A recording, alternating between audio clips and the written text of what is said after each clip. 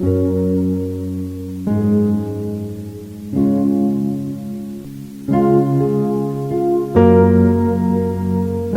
sommes dans notre série, n'est-ce pas? Nous sommes dans notre série des femmes de la lignée de Jésus. Il y a eu plusieurs femmes, il y a eu des milliers de femmes qui sont intervenues à côté des hommes, à côté des princes de Juda, jusqu'à ce qu'on arrive à Jésus. Mais parmi ces milliers de femmes, le Saint-Esprit n'a jugé utile que de conserver l'histoire et le témoignage de 4 d'entre elles, qui sont, maintenant tout le monde peut trouver, non? Les 4 sont, très bien, Tamar, qui? Rahab, très bien, ensuite, Ruth, et enfin, Bathsheba, n'est-ce pas? Et nous avons longuement parlé de Tamar, nous avons longuement parlé de Rahab, et nous sommes en ce moment en train de parler de Ruth. Alors ce matin, nous sommes en Ruth 14, Ruth 4, verset 14. Ruth 4, verset 14. Bien, je lis pour toi. Les femmes dirent à Naomi: béni soit l'Éternel qui ne t'a point laissé manquer aujourd'hui d'un homme ayant droit de rachat. Souligne ça, si c'est ta Bible, souligne. Un homme ayant droit de rachat. Et dont le nom sera célébré en Israël. Est-ce qu'on peut prier? Père, merci. Merci pour ta parole.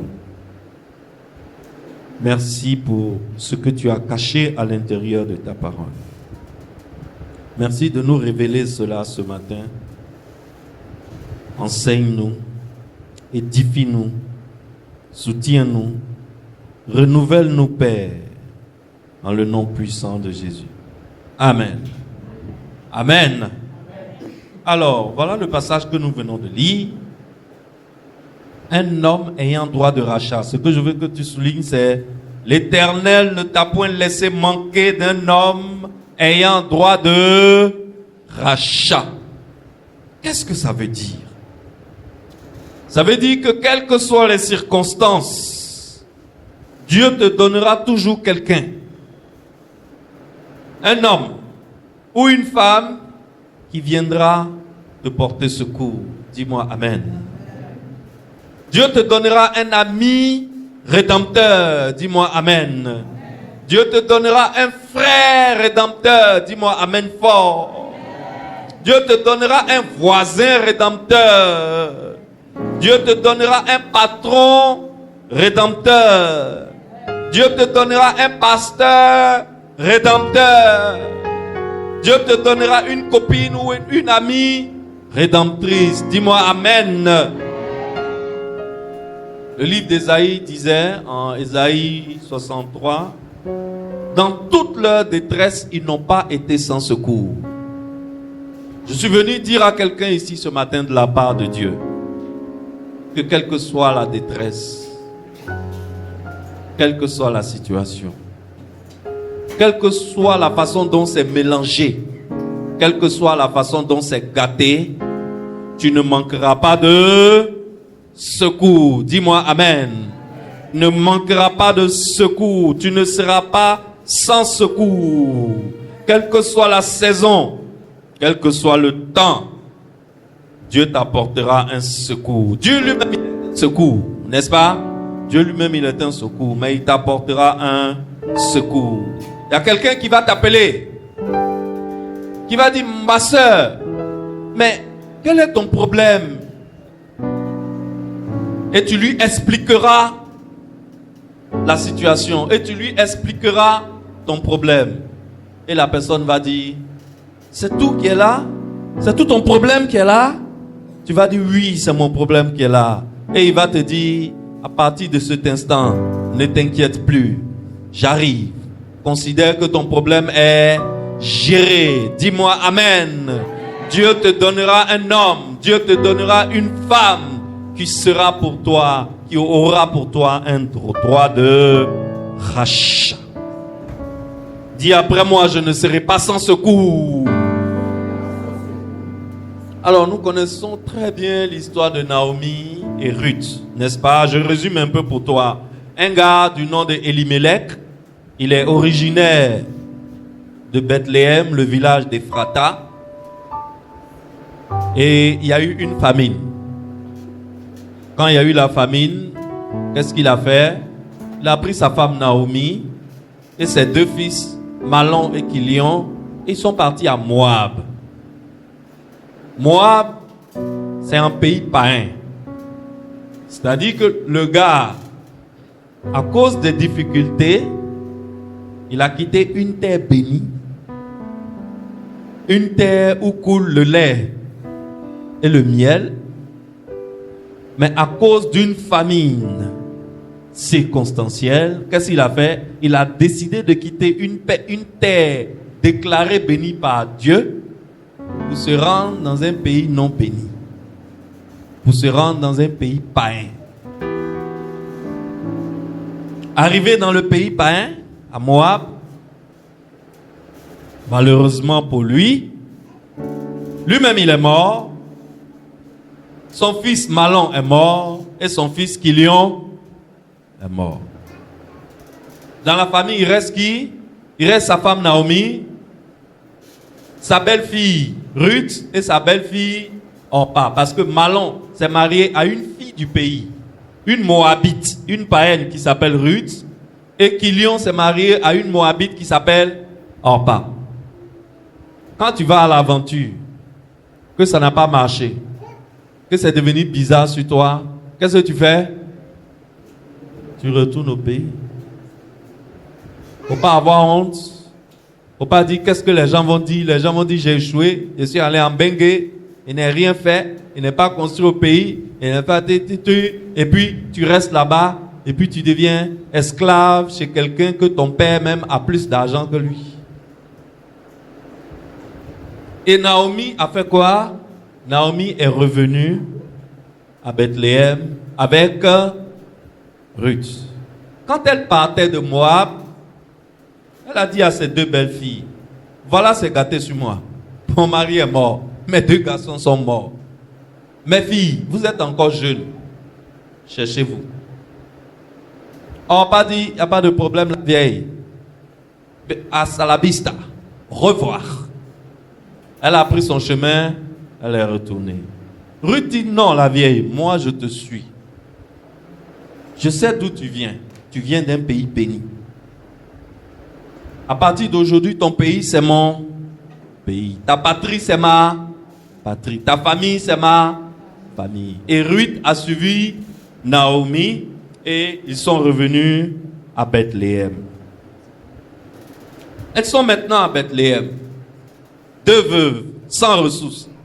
Pour manger, Ruth est obligée d'aller dans les champs pour glaner les restes des récoltes.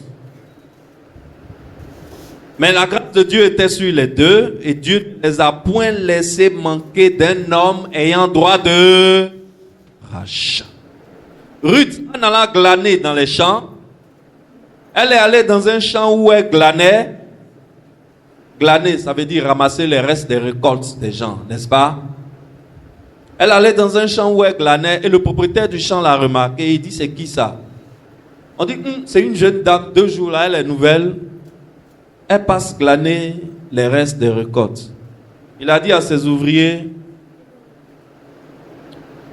juste pour elle, est-ce prêt, laissez tomber beaucoup plus de tiges, afin que quand elle vienne glaner, elle puisse avoir beaucoup. Dieu a donné à Ruth un homme, un secours. Et lorsque Ruth est allée raconter à Naomi, la vieille mère, que voilà, il y a un homme qui a demandé à ce qu'on me fasse beaucoup plus de faveurs. C'est pour cela que 2 jours là, toi et moi, on gagne beaucoup plus à manger. Naomi demande à Ruth, le gars là, il s'appelle comment? Elle dit, le gars, il s'appelle Boaz. Alors, Naomi, qui connaît très bien la famille, quand elle a entendu Boaz, elle a dit, le gars là, c'est quelqu'un de notre famille. Oh. Donc, ma fille, voilà ce que tu vas faire, voilà ce que tu vas faire. Elle commence à coacher Ruth, afin que Ruth puisse frapper plus dans l'attention du bienfaiteur inattendu. Parce que Naomi sait que ce monsieur-là, lorsque Ruth lui a donné le nom, elle sait que ce monsieur-là, c'est quelqu'un qui a droit de rachat. Il a droit de rachat. Dis après moi, droit de rachat. Bien. La question que tu vas me poser, je la connais déjà. Pasteur, c'est quoi on appelle un droit de rachat? Je vais t'expliquer. Prenons 2 exemples. Comme il y a une affaire de mort dedans, je ne vais pas prendre 2 personnes. La mort n'est pas notre partage ici. Dis-moi amen. Prenons 2 frères, Kouaï et puis Kofi. Tu vois, non? On prend Kouaï et puis on prend Kofi. Kouaï, il a une femme, il a des biens, mais il est mort. Quand il est mort, sa femme qu'il a laissée là, elle n'a plus de ressources. Elle est coincée. Elle n'a pas d'argent. La loi lui donne le droit de vendre les terres et les biens de Kouaï. Est-ce que tu vois? Est-ce que tu me suis? La loi lui donne le droit de vendre les terres et les biens de Kouaï pour survivre. Mais elle n'a pas le droit de vendre les terres et les biens de Kouaï hors de la famille de Kouaï. Pourquoi? L'objectif, c'est qu'il ne faut pas que les biens quittent la famille. Donc la veuve ne peut pas vendre les biens de son mari défunt à n'importe qui. Elle doit vendre les biens seulement dans la famille. Mais même dans la famille, là, c'est pas à tout le monde qu'elle peut vendre. Je suis en train de t'expliquer ce qu'on appelle le droit de rachat. Même dans la famille, ce n'est pas à tout le monde que la femme de Kouaï peut vendre les biens. Elle doit vendre les biens à l'un des parents de Kouaï qui est le plus proche possible de Kouaï par le sang. Est-ce que tu me suis? Le plus proche possible par le sang. C'est-à-dire un parent proche. Ça fait que lorsque Kouaï meurt, automatiquement, ses frères, ses cousins, ses neveux là, ils sont sur une liste. C'est-à-dire la liste des gens qui ont droit de rachat sur les biens de Kouaï. Mais qui va venir en tête de liste? Puisque c'est une question de sang, proximité sanguine, qui est le plus proche par le sang. La première personne qui est en tête de liste, c'est le frère de Kouaï, qui s'appelle Kofi. C'est Kofi qui est numéro 1 en tête de liste. Donc, quand la veuve de Kouaï veut vendre les biens, elle doit s'adresser principalement à qui? À Kofi. Au cas où Kofi refuse, elle va regarder autour les cousins là. Quel est le cousin qui est le plus proche de son mari? Etc., etc., etc. Donc, lorsque la veuve veut vendre les biens, elle doit chercher un homme ayant droit de rachat. Est-ce qu'on se comprend? Elle doit chercher un homme ayant droit de rachat. C'est pourquoi, lorsque Ruth vient dire à Naomi j'ai trouvé un bienfaiteur. Il s'appelle Boaz. Naomi dit, Boaz. Mais ça, c'est un cousin de mon mari. Frère direct de mon mari. Cet homme-là, il a un droit de rachat. C'est pour cela que notre passage biblique dit quoi? Notre passage dit, les femmes dirent à Naomi, béni soit l'Éternel qui ne t'a point laissé manquer aujourd'hui d'un homme ayant droit de rachat. Naomi est veuve. Sa bonne petite Ruth est veuve. Les deux sont sans ressources. Elles sont dans la honte, elles sont dans l'opprobre, dans l'indignité.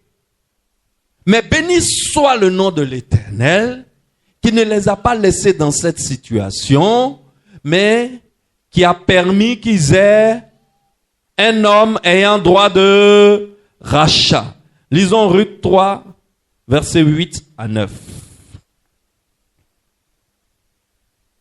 8, Ruth 3, versets 8 à 9. Au milieu de la nuit, cet homme eut une frayeur. Il se pencha, et voici une femme était couchée à ses pieds. Il dit, qui es-tu? Elle répondit, je suis Ruth, ta servante. Étends ton aile sur ta servante, car tu as droit de rachat. Donc, la vieille a informé sa petite que le gars là, qui te fait les facilités dans son champ là, Boaz là, qui te fait les facilités dans ton champ, c'est pas n'importe qui, c'est quelqu'un qui a droit de rachat sur nous. Donc, Ruth, qu'est-ce qu'elle fait? Selon la stratégie que la vieille lui a enseignée, elle arrive au champ, et au champ là-bas, le gars, il a fait une bonne récolte, il a eu beaucoup de blé, il est content, il a fait fête, il a mangé choukouya, et puis il a bu un peu de vin. Donc, garçon, quand il a mangé bonne viande, il a bu du vin, qu'est-ce qu'il fait? Il fait quoi? Il dort. Ou bien, garçon, c'est pas comme ça les hommes sont. Les femmes, vous faites ou bien vous faites comme si vous ne savez pas. Madame Vital, tu sais ou bien tu sais pas? Il dort. Tchéoulou, c'est pas comme ça on est. On dort. Et le gars, il dort. Et qu'est-ce que Ruth fait? Elle s'en va, elle soulève un peu le pagne qui couvre son pied là. Elle soulève un peu, puis elle se met en bas. Le gars, il sent une présence, il se réveille, il voit Ruth sous ses pieds. Il dit, mais tu fais quoi là? Elle dit, étends sur toi ton aile, car tu as droit de rachat. Je reviens dessus tout de suite.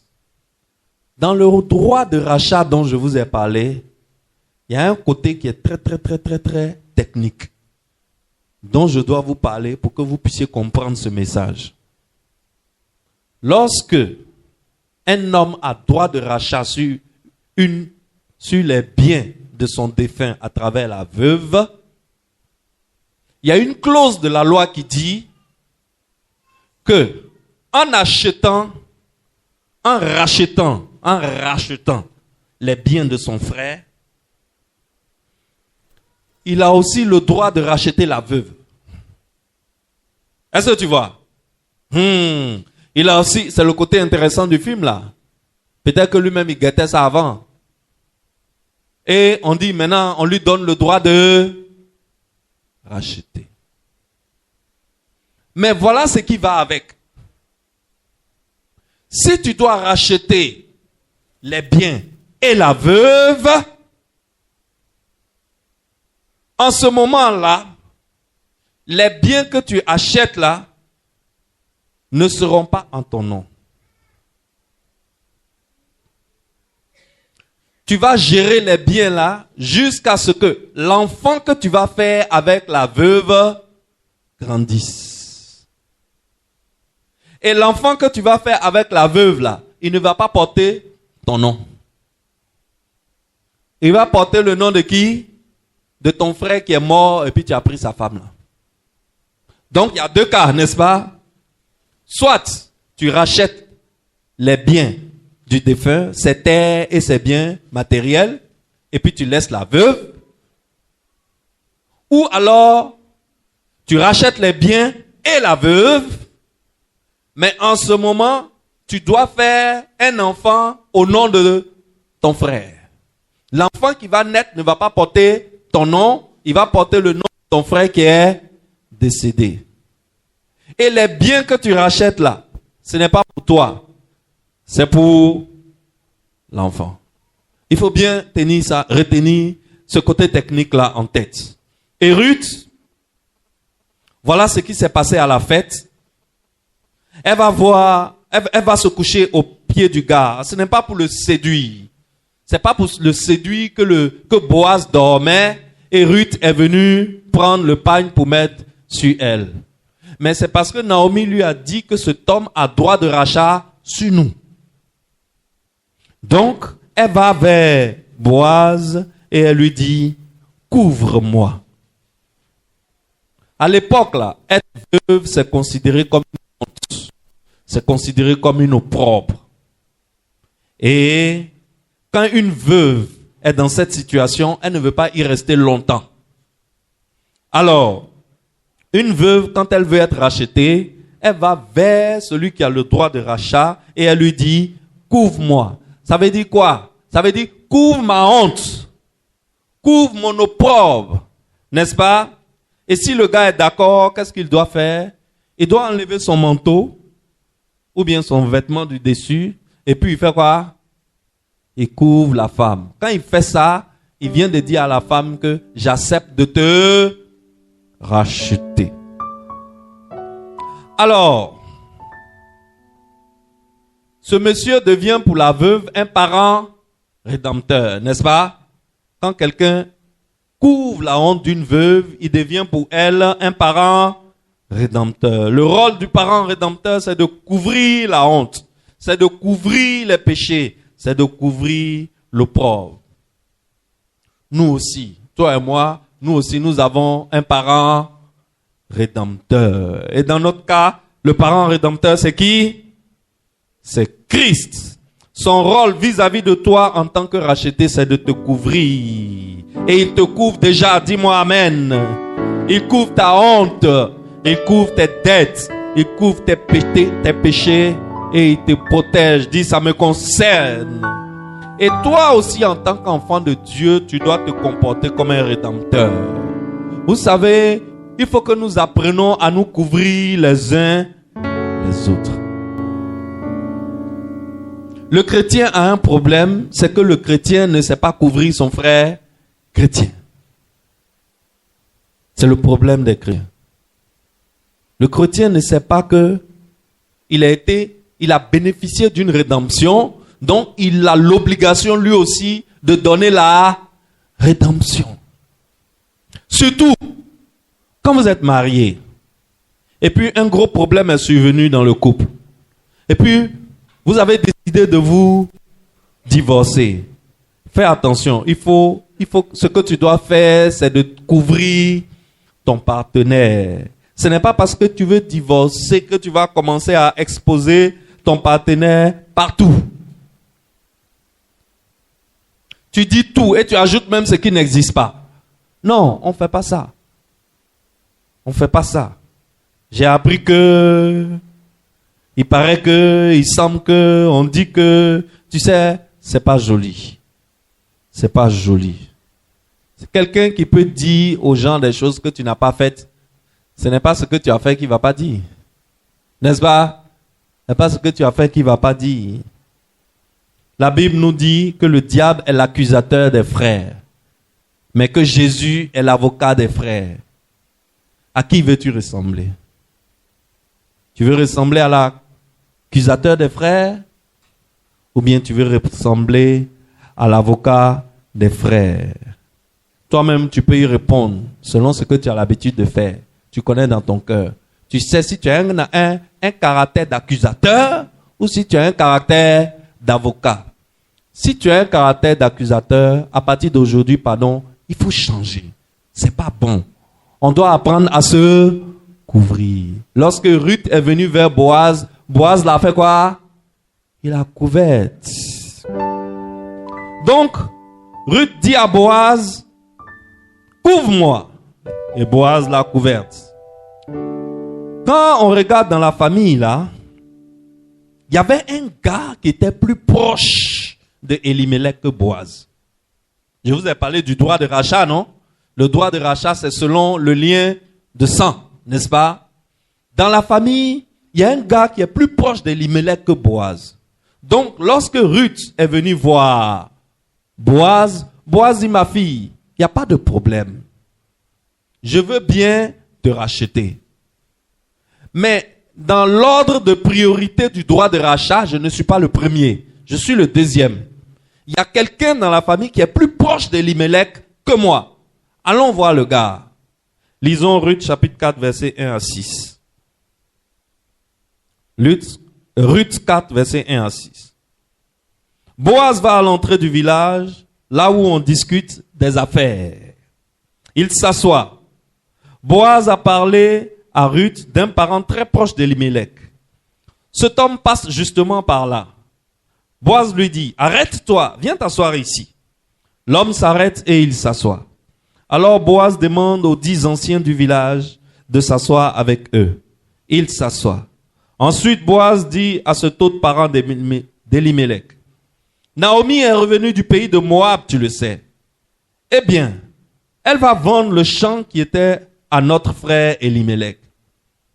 Mais j'ai décidé de t'en parler devant les anciens et devant tous ceux qui sont là. Si tu veux racheter ce champ, rachète-le. Si tu ne veux pas, dis-le moi. En effet, c'est toi le premier qui a le droit de racheter et moi le deuxième. L'homme dit, je veux bien racheter le champ. Boaz dit, si tu achètes le champ à Naomi, tu dois aussi prendre pour femme Ruth la Moabite.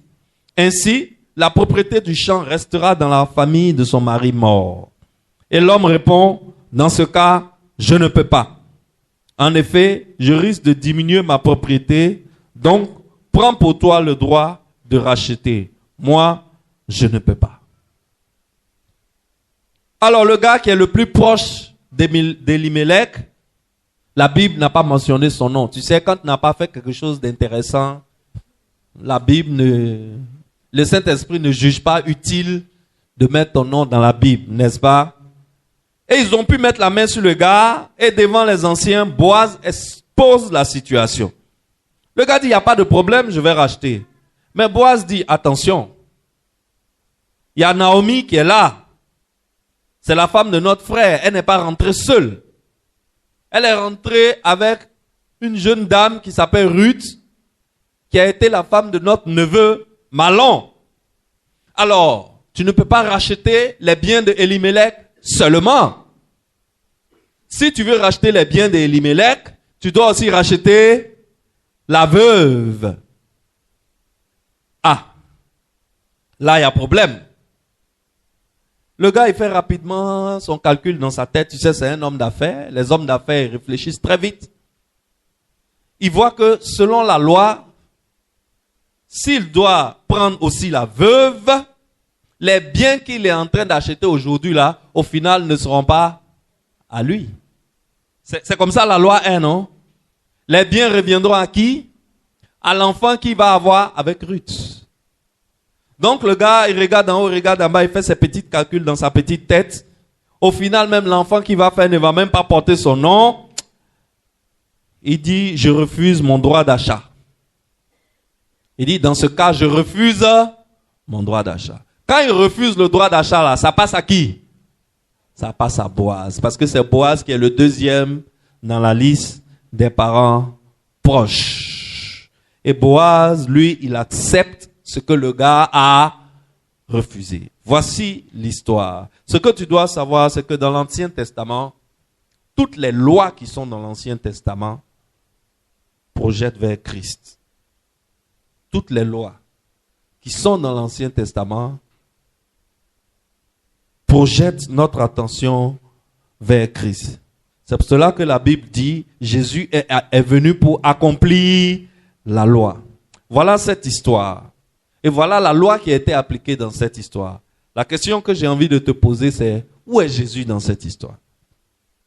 Où trouve-t-on Jésus dans cette histoire? Si vous vous rappelez, il n'y a pas longtemps, je vous ai fait un enseignement où je vous ai parlé de 1 Corinthiens 15. Le premier Adam et le second Adam. N'est-ce pas? Et le dernier Adam. Le premier homme et le second homme. Le premier Adam et le dernier Adam. Le premier Adam, on a vu qu'il est mort physiquement, mais il est aussi mort spirituellement.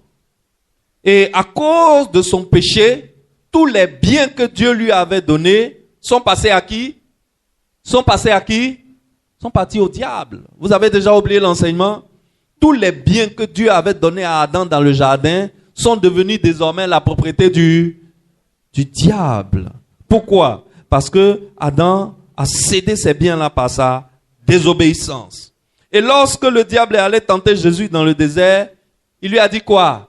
Il dit, je te donnerai toute cette puissance et la gloire de ces royaumes, car elle m'a été donnée. Elle m'a été donnée par qui? Elle m'a été donnée par Adam. Et je la donne à qui je veux. Effectivement, quand le diable dit à Jésus, je te donnerai la gloire de ces royaumes, il ment pas. La gloire est à lui. Il a eu ça le jour où Adam a perdu, où il a désobéi. Alors, maintenant que tous nos biens, tous les biens que Dieu a confiés à Adam sont passés dans les mains du diable, il nous faut maintenant quelqu'un ayant droit de rachat. De la même façon, Naomi a béni l'Éternel parce que aujourd'hui elle est dans l'indignité et dans l'opprobre, dans la honte. Mais béni soit Dieu car il nous a donné un homme ayant droit de rachat. De la même façon aujourd'hui, nous les fils de Dieu, nous bénissons Dieu car il nous a donné un frère d'Adam qui a droit de rachat sur les biens que nous avons perdus. Et ce frère qui est le plus proche d'Adam, la Bible l'appelle le second homme ou bien le dernier Adam. Ce deuxième homme-là, dans l'histoire qui nous intéresse, dans l'histoire de Ruth, dans cette histoire de Ruth, qui est le deuxième homme qui est venu racheter Ruth? C'est Boaz. Dans notre cas, c'est qui? Dans notre cas, c'est Christ. Donc Boaz est le type de l'homme qui a le droit de rachat. Et l'antitype, c'est qui?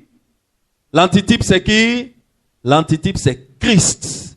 C'est Christ qui a le droit de rachat. Ça veut dire que Boaz, là, il n'était venu que pour projeter Christ, pour représenter Christ. Mais celui qui a le droit de rachat, c'est Jésus. Par sa mort, il a récupéré tous les biens que Adam avait cédés au diable.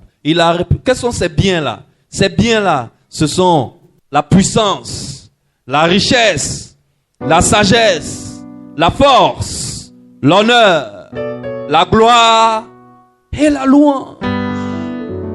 Voilà tout ce que Christ a racheté pour nous. En Luc chapitre 19 verset 10, il a dit, le Fils de l'homme est venu pour chercher et sauver ce qui était perdu. Est-ce que quelqu'un me suit? Il est venu pour chercher et pour sauver ce qui était perdu. Alors, d'une part, Jésus est venu pour récupérer tout ce que Adam avait perdu. On se suit? C'est clair, non? Est-ce que c'est compliqué? Jésus est venu pour récupérer tout ce que Adam avait perdu. Donc, il est venu pour nous en tant que parents rédempteurs. De la même façon que Boaz est venu pour Ruth en tant que parent rédempteur, Christ est venu pour toi et pour moi comme un parent rédempteur. Pour récupérer tout ce que Adam avait perdu. Mais d'une autre part,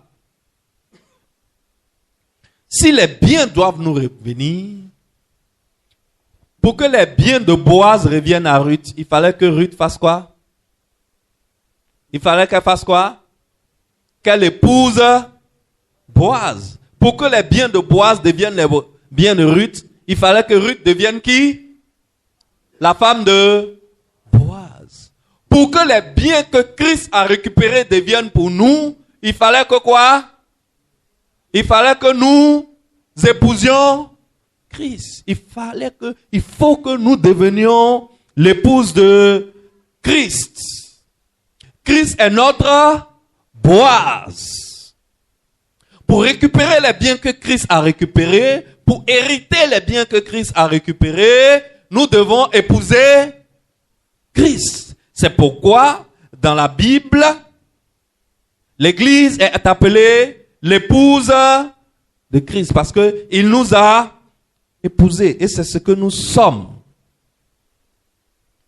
Mais il y a encore un problème à ce niveau, parce que nous sommes dans la culture juive, nous sommes chez les Juifs. Chez les Juifs, là, une femme n'hérite pas. Est-ce que vous le savez? Dans la culture juive, quand on parle d'héritage, vous n'avez pas vu depuis qu'on est rentré dans cette affaire des parents de Jésus là. Est-ce que vous avez vu, on a trop parlé des femmes? Non. On dit Judas, on dit Pharès, on dit Esron, on dit Ram, on dit Aminadab, on dit Obed, on dit David, etc. On dit Nachon, on dit Salmon. Mais les femmes là, on n'en parle pas trop. Pourquoi? Parce que dans la culture juive, une femme n'hérite pas. Et voilà, nous, on nous a mariés. Donc, dans la sphère spirituelle, nous, l'Église, on est l'épouse de qui? On est l'épouse de Christ. Si on s'arrête là, si Dieu s'arrête là, on n'aura rien de tout ce que Christ a récupéré chez le diable.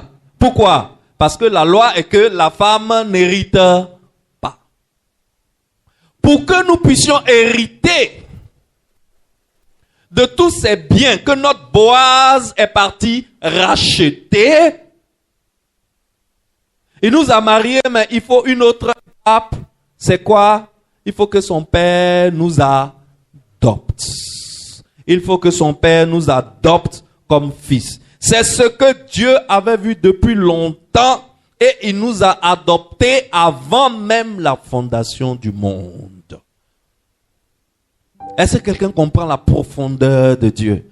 Est-ce que quelqu'un voit comment Dieu voit loin? Pendant que toi tu es en train de voir ici tout près, Dieu lui voit loin, loin, loin. C'est pourquoi avant la fondation du monde, aujourd'hui, nous sommes non seulement l'épouse du Christ, mais nous sommes aussi enfants de Dieu. Nous sommes aussi enfants de Dieu. Alors, avant que l'enfant de Boaz et de Ruth ne naisse, il s'appelle Obed. Avant que l'enfant de Boaz et de Ruth, Obed ne naisse, tous les biens d'Elimelech que Boaz a récupérés là. Tous les biens d'Elimelech que Boaz a récupérés, plus les biens de Boaz lui-même, mis ensemble là. Tous ces biens là, ça attendait qui? Ça attendait qui? Ça attendait Obed. Les biens là étaient accumulés là et l'attendaient déjà. Ça signifie que avant la fondation du monde, avant même que tu ne sois, tous les biens récupérés par Christ t'attendaient. Dis-moi amen. Alors, il ne faut pas te comporter comme un orphelin, fils de Dieu. Il ne faut pas te comporter comme une veuve. Car nous avons un parent rédempteur, toi et moi. Le second homme, le dernier Adam, il a tout récupéré. Et c'est pour pouvoir nous donner ça qu'il nous a mariés et que son Père nous a adoptés. C'est pourquoi par Christ, nous sommes devenus enfants de Dieu avant la fondation du monde. Lisons ça dans Éphésiens. Éphésiens chapitre 1 verset 5. Éphésiens 1, 5. Qu'est-ce qu'il est dit là-bas? nous ayant prédestinés dans son amour à être ses enfants d'adoption par Jésus-Christ, selon le bon plaisir de sa volonté. Avant même que nous soyons nés, cet héritage nous attendait. Alors, Excellence, il faut marcher dans ton héritage. Marche dans ton héritage. Parce que quelqu'un a travaillé avant que tu ne viennes. À partir d'aujourd'hui, je voudrais que quand tu lis la Bible, surtout quand tu es dans l'Ancien Testament, quelle que soit l'histoire que tu lis dans l'Ancien Testament, fais une pause et demande-toi, où est Jésus dans mon histoire? Parce que toutes les histoires de l'Ancien Testament ont été compulsées pour nous montrer que depuis Adam jusqu'à ce que Jésus revienne, tout ce que tu fais projetait l'homme vers Christ. Tout ce que Dieu fait, ça projette l'homme vers Christ. Donc, il n'y a pas une histoire dans la Bible où tu ne retrouves pas Christ. Est-ce que tu vois? Dans cette église, dans cette histoire que nous sommes en train de vous raconter aujourd'hui, qui peut me dire où est l'église? Qui voit l'église? Très bien. L'église c'est Ruth. L'église c'est Ruth la Moabite. L'église est étrangère. L'église est païenne. L'église est veuve, c'est-à-dire elle a la honte et l'opprobre. L'église est misérable. L'église là, c'est toi et moi, nous les païens réunis. On n'avait pas droit à l'assemblée des saints. Comme Ruth n'avait pas droit, je suis sûr que l'une des raisons pour lesquelles le cousin d'Elimelech qui a refusé de prendre Ruth là, je suis sûr que l'une des raisons pour lesquelles il a refusé de prendre Ruth, c'est parce qu'elle était païenne. C'est une Moabite. Elle est étrangère à l'alliance. Voilà qui nous sommes, l'église. Nous étions autrefois étrangers à l'alliance. Cette alliance dans laquelle nous sommes aujourd'hui ne nous était pas prioritairement destinée. Que dit l'apôtre Paul? L'apôtre Paul dit, souvenez-vous que vous étiez en ce temps-là sans Christ, privés du droit de cité en Israël, étrangers aux alliances de la promesse, sans espérance et sans Dieu dans le monde. Mais maintenant, en Jésus-Christ, vous qui étiez jadis éloignés, vous avez été rapprochés par le sang de Christ. Ainsi donc, vous n'êtes plus des étrangers, ni des gens du dehors, mais vous êtes concitoyens des saints, gens de la maison de Dieu. Nous sommes Ruth. Nous sommes Ruth. Nous étions païens. Nous venions de Moab. Donc nous étions étrangers à l'alliance. Mais par Christ, notre Boaz, par Boaz, Ruth est rentrée dans l'alliance parce que Boaz avait droit de rachat. Nous aussi, par Christ, nous sommes rentrés dans la famille des enfants de Dieu.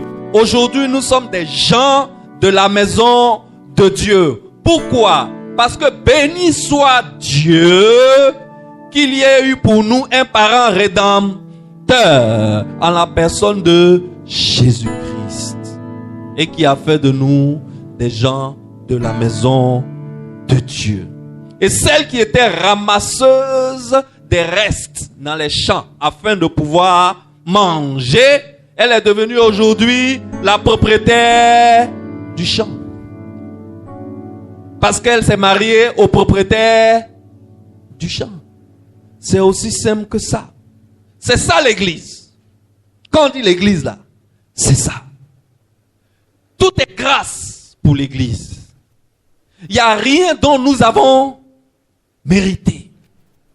Il y a quelqu'un qui a mérité pour nous.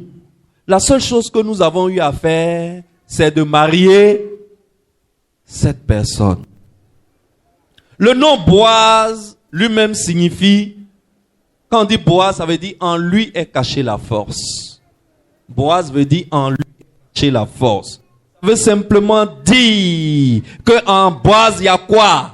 Qu'est-ce qui est caché en Boaz? Qu'est-ce qui est caché en Boaz? Cette année, qu'est-ce qui est caché en Boaz? Le diadème. Ça veut dire qu'en Boaz est caché le diadème. Excellence. Aujourd'hui, tu peux peut-être ne pas comprendre la profondeur de ce que je suis en train de t'enseigner. Peut-être. Mais Dieu a caché sa grâce dans le fils d'une prostituée. Boaz là, qui est sa maman? Boaz est le fils de qui? Rahab. Boaz est le fils de Rahab. Boaz est l'enfant que Rahab a fait avec Salmon, le prince de Juda. Et Dieu a caché sa grâce dans le fils d'une prostituée. C'est ça qu'on appelle la grâce. On ne peut pas expliquer ça. Elimelech même qui est là. Son père et sa mère sont de la famille de Juda. Ce sont des gens évangéliques, des chez évangéliques. La maman de Elimelech n'est pas prostituée. Le cousin d'Elimelech qui a refusé de racheter Ruth là. Son père et sa mère sont membres de l'assemblée des saints. C'est des gens qui sont dans l'alliance. C'est des évangéliques. Hey, ils se couvrent la tête avant de venir sur la chair. Ils se prosternent pour marcher. Ils enlèvent chaussures pour marcher sur le sol. Parce que c'est un sol sanctifié. Ils portent les soutanes. Les vêtements du sacerdoce. Avec les grosses chaînes. Et les cannes. Et la tiare sur la tête. Faut pas jouer avec nous. Nous sommes un peuple saint. Une assemblée des saints. Dieu les a regardés. Dieu les a contournés. Dieu les a dribblés. Dieu les a phasés.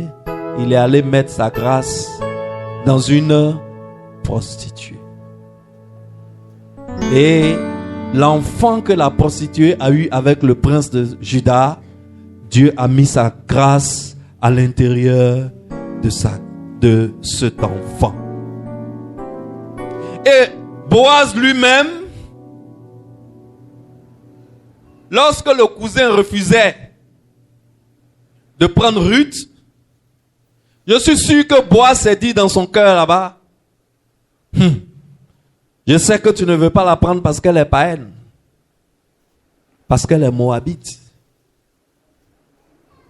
Mais tu ne sais pas, moi-même là, ma maman, c'est qui? Est-ce que tu vois? Moi-même là, ma maman, c'est qui?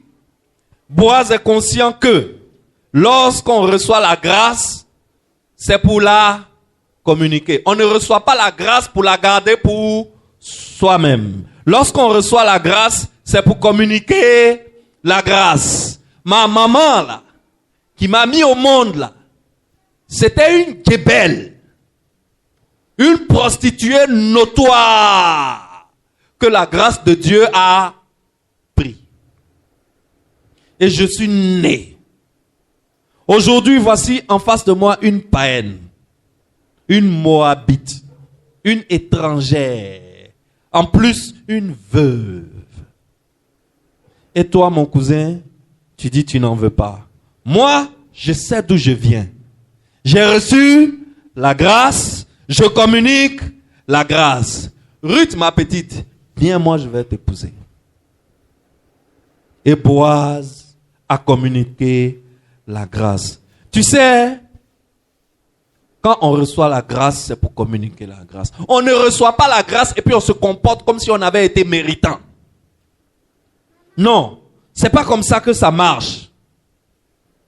Il y a des gens, quand tu regardes leur vie, tu les regardes, mais on dirait que où ils sont là, c'est pas la grâce de Dieu qui les a mis là. Il y a des gens, quand tu regardes leur comportement, tu as l'impression que où ils sont là, ils l'ont mérité. Il y a des gens qui ont l'impression que où ils sont arrivés là, ils sont arrivés là par la force de leurs épaules, en grimpant tout seuls. Il y a des gens qui ont l'impression que là où ils sont, ils l'ont mérité parce que son nom de famille c'est Johnson. Et que ça c'est un nom de prince. C'est un nom de roi. Nous là, on est de la famille. Quelles sont les familles de rois ici? Voici, j'ai une fille de roi dans mon église. C'est quoi votre nom là? C'est quoi votre nom là? Oh, je cherche son nom là. Les rois d'Abengourou là. Bois. Je suis de la famille Bois. Donc où je suis là, regarde-moi bien. Alors que où tu es là, ce qui t'a envoyé là-bas, c'est quoi? C'est la grâce de Dieu. Donc ton comportement doit montrer que tu as reçu la grâce, donc tu es prêt à communiquer la grâce. Excellence. Il faut que dans ton comportement, on trouve des traces de grâce. Il faut que dans tes décisions que tu prends tous les jours, envers tes collègues de travail, envers les membres de ta famille, envers tes amis, il faut qu'on trouve des traces de grâce. Jésus qui est notre Boaz est un parent rédempteur. Et il s'est manifesté sous la forme de Boaz. Et je déclare qu'il va se manifester cette année encore dans ton histoire sous une forme inattendue. Dis-moi Amen. En cette année, tu recevras un secours inattendu. Cette année, tu ne seras pas sans secours. Tu sais, quand ce secours va venir, ça va venir à travers un homme ou à travers une femme. Mon secours va venir peut-être à travers mon ami Alexis qui a venu me donner 50 millions pour construire le temple. J'ai dit Amen, n'est-ce pas? Mais quand mon secours va venir par mon ami Alexis qui a venu me déposer sac de 50 millions, je te conseille de ne pas cristalliser ta focalisation sur Alexis et d'en faire un Dieu, mais de regarder qui est derrière Alexis. Parce que notre parent rédempteur, c'est qui? C'est Jésus. C'est Jésus qui regarde notre situation et il nous couvre de son manteau. Il nous couvre de sa grâce. Et quand il nous couvre de sa grâce et de son manteau, qu'est-ce qu'il fait? Il parle la nuit dans les oreilles d'un homme ou d'une femme et dit à la personne d'aller te bénir. Alors ne cristallise pas toute ta foi sur la personne, mais cristallise ta foi sur le parent rédempteur. Excellence. Donc, Dieu, ce que Dieu est en train de faire depuis le début, depuis que je vous parle de ces histoires, si tu remarques bien, Dieu est en train de protéger la lignée du Messie. Voilà Dieu, toi Dieu, tu es en train de protéger la lignée du Messie. Et vous n'avez pas remarqué, depuis là, les gens qui font rentrer dans la lignée du Messie là, ce sont des gens façon. Toi Dieu, tu es en train de protéger la lignée de ton fils pur. Le Messie qui doit sauver le monde. Celui qui est le seul à t'avoir vu avec ses yeux. La Bible dit que celui qui voit Dieu meurt. Le seul qui t'a vu, il n'est pas mort. Le Messie que nous devons adorer. Tu es en train de le faire venir sur terre. Tu protèges le diadème. Mais tu passes ton temps à mettre le diadème à l'intérieur des gens. Façon, des gens bizarres. des gens non recommandables, des gens à la vie pas exempts de tout reproche. Alors, c'est ça qu'on appelle la grâce de Dieu. C'est ça qu'on appelle la grâce de Dieu. Des gens, et à Tamar, elle a géré son beau-père. Elle dit c'est bon. Elle est partie sortir avec le papa de son mari. Et à Rahab, elle c'était une prostituée notoire. Elle avait boutique. Elle vend. Elle faisait jeune. Le mot là c'était elle se là.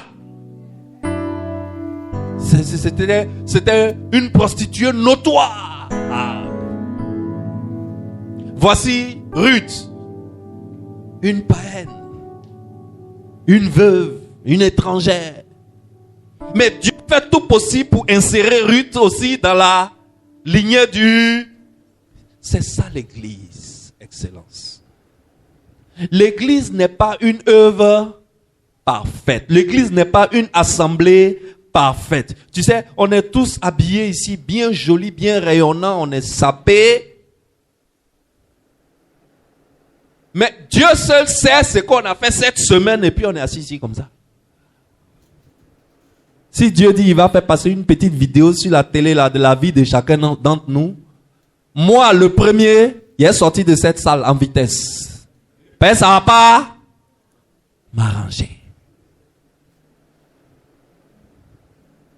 Maintenant là, il y a un truc qui est sorti à Abidjan, on appelle ça Locanto. Locanto. Notre petite chrétienne là, elles ont fini avec ça. C'est un site. Si tu t'inscris sur le site gratuitement, tu achètes un petit téléphone de 5000 là. Tu achètes une puce qui n'est pas identifiée à ton nom. Puis tu prends le numéro sur Locanto. Tu t'inscris, tu mets ton numéro.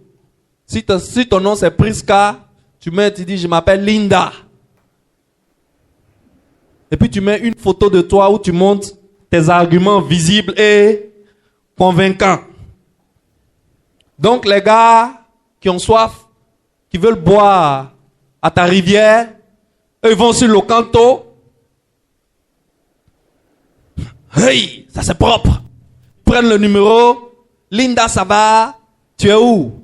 Entre-temps, elles sont versées dans les résidences meublées d'Abidjan actuellement. Les résidences meublées là, c'est 15 000, 20 000 par jour. Elle sait que si elle a mis 20 000 dans les résidences meublées, d'ici le soir, elle va avoir 150 000, 200 000. Parce que c'est un coup à 10 000. 10 000, 10 000, 10 000, 10 000, 10 000. Il paraît qu'il y a des filles qui font 300 000 par jour. Elle paye sa résidence. Le reste là, et ce n'est pas les prostituées notoires qui font ça. Hein. Ce sont des filles évangéliques, bien, qui viennent à l'église dimanche. Mais lundi, elles sont sur Locanto.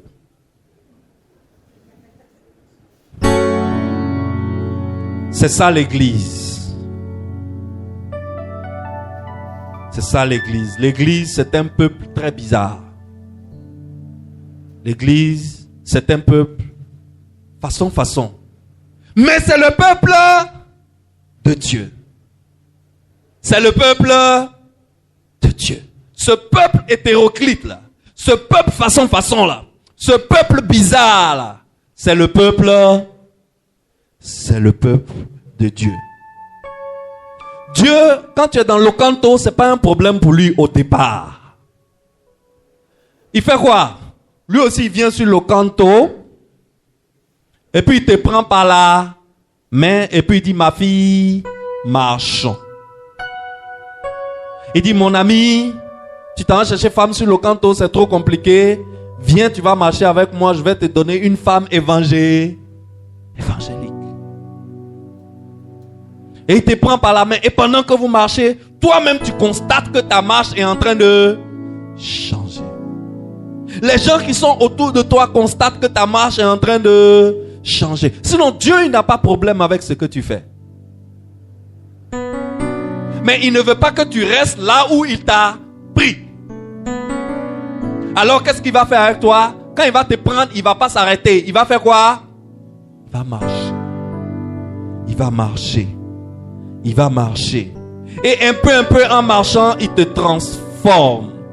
Dans cette église, quand on a commencé cette église, il y a des 10 gars de cette église, quand on parlait des dîmes là. Ça rentre ici. Ça sort ici. Je suis en train de t'expliquer que tout ça c'est le peuple de Dieu. Faut pas prendre ça mal. Il y a des gens ici, quand on parlait des dîmes, dès qu'on parle des dîmes, il y a une partie de leur cerveau là, ils bloquent. Mais aujourd'hui, quand on me fait le point des dîmes, je constate que ça commence à évoluer. Les gens qui n'étaient pas d'accord avec l'affaire des dîmes avant, aujourd'hui, ils commencent à donner un peu. C'est vrai, ils ne donnent pas encore les 10%, mais quelqu'un qui donne 2%, un jour, il va donner 10%. Ou bien, acclamez pour ceux qui donnent 2% quand même. Ça veut dire qu'un jour, ils vont donner 10%. C'est tout ça là, l'église, excellence. C'est tout ça là, l'église. À chaque fois, Dieu fait venir une nouvelle vague de personnes qu'il transforme. Alors, c'est pour cela, quand tu viens à l'église, il ne faut pas regarder les gens selon leur apparence. Il ne faut pas regarder leur origine. Boaz n'a pas regardé l'origine de Ruth. Christ, qui est notre Boaz, n'a pas regardé notre origine. Quand tu viens à l'église, ce que tu dois faire, c'est plutôt de chercher à regarder la force qui est dans les gens. À regarder le diadème qui est caché dans toute cette cendre-là. Il y a des gens qui ont beaucoup plus de cendres que d'autres. Mais si tu te focalises sur la cendre, tu vas te perdre. L'objectif de cette série d'enseignements, c'est de te montrer que la cendre là, Dieu sait qu'elle est là. Dieu n'ignore pas la cendre. Mais Dieu, c'est de cette cendre là qui va tirer le diadème. Alors, à l'église, ne regarde pas la cendre des gens, mais regarde la force des gens. Regarde le diadème qui est caché en quelqu'un. Si tu as le diadème en vue, tu vas bien traiter la personne. Quand tu regardes quelqu'un et c'est le diadème que tu vois, tu vas respecter cette personne. N'est-ce pas? Tu vas respecter cette personne. Amen. Est-ce qu'on peut se tenir debout? Est-ce qu'on peut se tenir debout? Acclame pour le Seigneur quand même un peu. Acclame pour ce Dieu. Dis après moi, je ne serai pas sans secours. Dieu me donnera un ami rédempteur. Dieu me donnera un frère rédempteur. La voix de la destinée, commencez à vous positionner. Dieu me donnera un voisin rédempteur. Dieu me donnera un patron rédempteur. Dieu me donnera un pasteur rédempteur. Dieu me donnera une amie rédemptrice. En cette année, tu ne manqueras pas de secours. Dis-moi amen. Tu ne manqueras pas de secours. Dieu t'enverra un parent rédempteur. Cette année, tu ne manqueras pas de secours. Boaz est un secours inattendu. Cette année, je déclare sur ta vie un secours inattendu. Un secours que tu n'avais jamais pensé. Un secours qui te surprend. Un secours qui te smatch. Un secours qui te fait du bien. Un secours qui vient là où tu ne t'y attendais pas du tout. Dis-moi amen. Tu ne seras pas sans secours. Amen.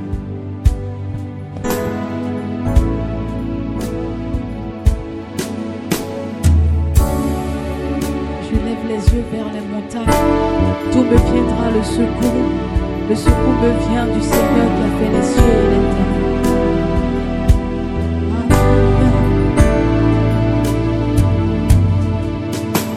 Je lève les yeux vers les montagnes. D'où me viendra le secours? Le secours me vient de l'Éternel qui a fait les cieux et la terre. Le secours me vient de l'Éternel qui a fait les cieux et la terre. Je lève les yeux vers les montagnes. D'où me viendra le secours, le secours me vient, le secours me vient de l'Éternel, qui a fait les cieux et la terre, qui a fait les cieux et la terre. Le secours me vient de l'Éternel, qui a fait les cieux, et la terre, il est mon Dieu, il est mon Dieu, il est mon Dieu.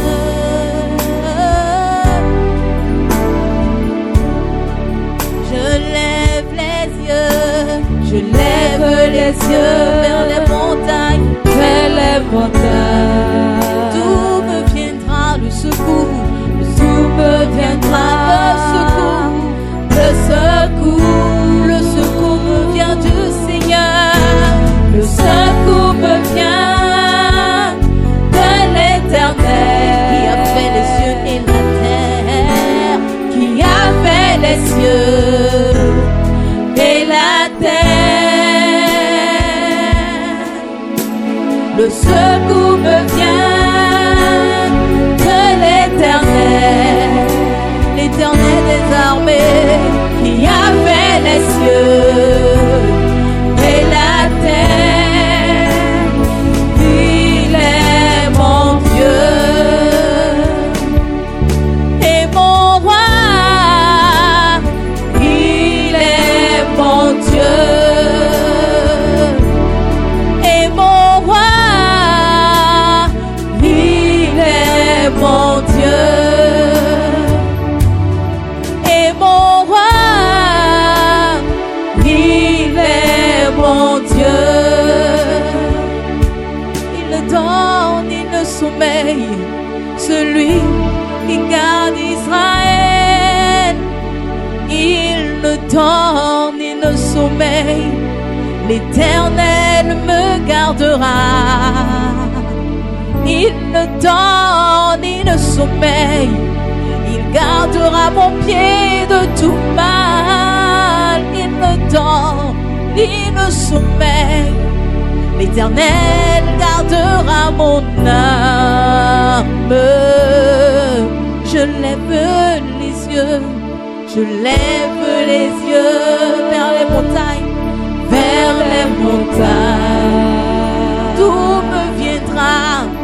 D'où me viendra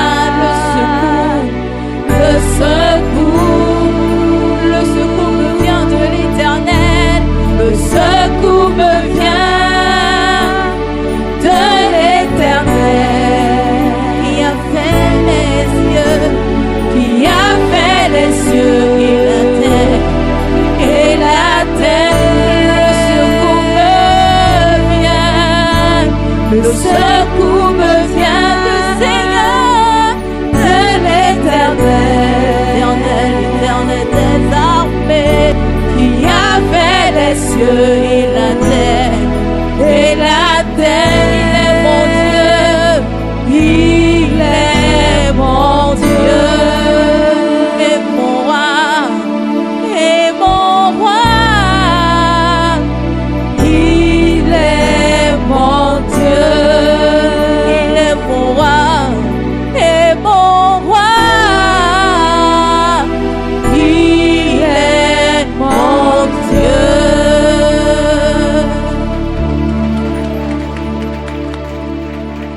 Acclamez la voix de la destinée. Amen. Vous pouvez vous asseoir. Amen. Amen. Amen. Il est mon Dieu, il est mon roi. C'est de lui que me vient le secours. Nous bénissons le nom du Seigneur. Nous allons faire la prière finale. Je pense que le chauffeur n'est pas loin. Donc, j'invite le peuple à se tenir debout et nous allons prier.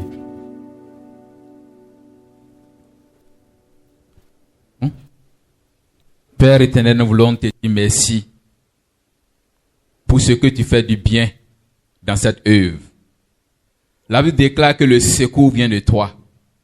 Père, dans cette maison, nous avons célébré des naissances. Nous voulons aussi cette année célébrer des mariages.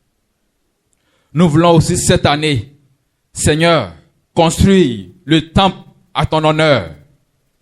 Nous voulons aussi cette année remplir, Seigneur, cette maison de grâce et de bénédiction. Le secours vient de toi. Ce qui n'a jamais été dans le cœur d'un homme, d'une personne, là où les gens passent, ils échouent. Enfant de Dieu, oh, de cette maison, toute action qui va poser pour son élévation, que cela soit possible dans le nom puissant de Jésus. Merci que ta grâce, oh Dieu, ta grâce et le bonheur que tu as promis chaque jour nous accompagne et que tout l'honneur et la gloire te reviennent au nom puissant de Jésus. Amen.